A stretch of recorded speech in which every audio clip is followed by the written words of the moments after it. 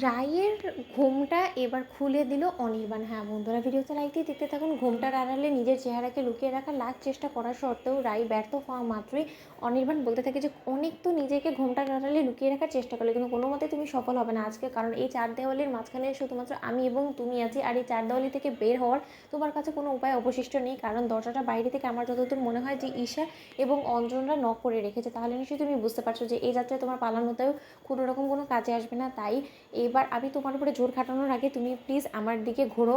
রাই, তুমি আমার কাছে জবাবদিহি করতে বাধ্য। তোমাকে আজকে আমার সকল প্রশ্নের উত্তর দিতে হবে। তুমি কেন এতদিন ধরে নিজেকে আড়াল করে রেখেছো? কেন নিজের পরিচয় সকলের কাছে গোপন করেছো? কেন তুমি ওদের কাছে অনামিকা সেজেছো? কেন ওদের কথা অনুযায়ী তুমি এই বাড়িতে এত দিন পর্যন্ত নিজেকে রেখে দিয়েছো? তুমি কেন এখনো পর্যন্ত তোমার পরিবারের কাছে ছুটে যাওনি, যেখানে কিনা সকলে তোমাকে পাগলের মতন তন্ন তন্ন করে খুঁজছে? অন্যদিকে যখন এই সকল কথা শোনা সত্ত্বেও রায়ের পক্ষ থেকে কোনো রকম কোনো পাল্টা উত্তর না আসে, ঠিক সেই সময় অনির্বাণ রাগের বসে রায়কে ঘুরিয়ে যখন রায়ের ঘুমটা খুলে দেয়, ঠিক সেই মুহূর্তে অনির্বাণকে দেখে রাই চোখের জল ফেলতে থাকে। তখন অনির্বাণ বলতে থাকে যে এখন চোখের জল ফেলে কী হবে বলো তো? তুমি কার কাছ থেকে নিজেকে আড়াল করার চেষ্টা করছিলে? আমার কাছ থেকে? তুমি কি মনে করছো যে আমি কোনোদিনও তোমার হদিশ পাবো না?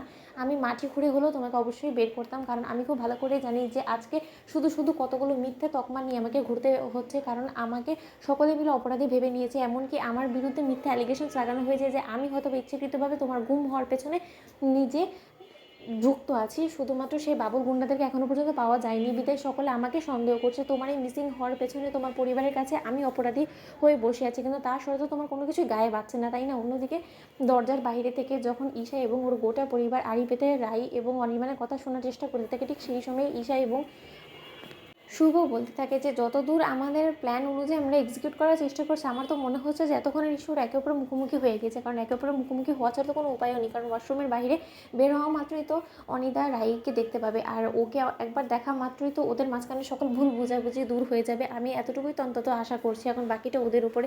ঠিক সেই সময় রাইকে যখন বারবার করে প্রশ্নমুখে বিধ্বস্ত করে তোলে অনির্বাণ, রাই উত্তেজিত হয়ে অনির্বাণকে বলতে থাকে যে সব কিছু মিথ্যে মিথ্যে মিথ্যে। তুমি আমাকে এরকম করে জড়িয়ে ধরে কী কারণে তুমি আমার উপরে জোর খাটানোর চেষ্টা করছো বলো তো? সেই অধিকার কি আদৌ তোমার আছে? শোনো মিস্টার অনির্বাণ সেন, তুমি ভুলে গেলে চলবে না, কিন্তু এখন তোমার আমার উপরে কোনো অধিকার নেই। আর তুমি আমার উপরে যদি জোর খাটানোর কোনো মতে চেষ্টা করো, তাহলে কিন্তু আমি পুলিশে তোমার এগেনস্টে কমপ্লেন করতে বাধ্য হবো। ঠিক সেই সময় অনির্বাণ বলতে থাকে এই তো তোমার স্মৃতি অলরেডি ফিরে এসেছে, তাহলে তার মানে তো এটাই দাঁড়াচ্ছে যে তুমি এতদিন ধরে এতগুলো ভালো মানুষকে বোকা বানিয়ে যাচ্ছ। কেন এবার বোকা বানাচ্ছো বলো তো? এতে তোমার স্বার্থ কী? তাহলে কি আমি ধরে নিতে পারি যে তুমি ওদের নিঃস্বার্থ ভালোবাসায় ওদেরকে ঠকাচ্ছ, কারণ তুমি ওদের বাড়িতে আশ্রয় পাওয়ার জন্য দিনের পর দিন ওদের সাথে মিথ্যে ছলনা করে যাচ্ছ শুধুমাত্র একটু মাথা গোঁজার ঠাইয়ের লোভে? তার মানে তো তুমিও আরেক প্রতারক হলে, তাই না? তাহলে তুমিও নীলুর থেকে কোনো অংশে কম কোথায় যাও বলো তো? একজন বোন অপরাধী আর আরেকজন বোন ঠকবাজ। তো বন্ধুরা, ভিডিওটি ভালো লাগলে লাইক এবং শেয়ার করে সাবস্ক্রাইব করতে ভুলো না।